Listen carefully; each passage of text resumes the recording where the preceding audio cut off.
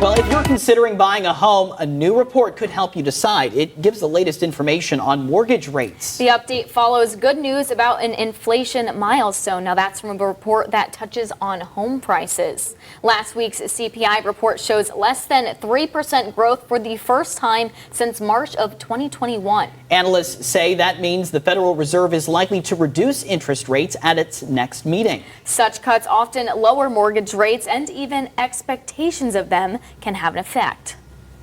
Know that borrowing rates are going to come down 6 months from now, a year from now. That house that you may have had your eye on is probably going to become a little more affordable. The inflation crisis is now behind us.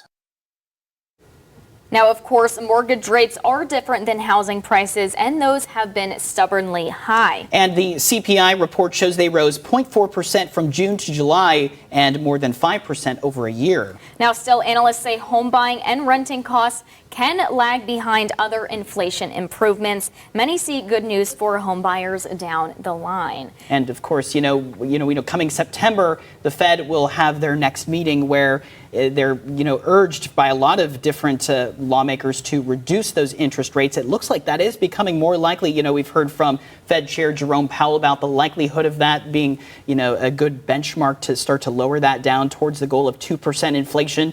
We know that, just a few years ago, that was up nearly at 7%. Yes. So, a lot of people, as we talk about home buying, feeling the heat just to make ends meet.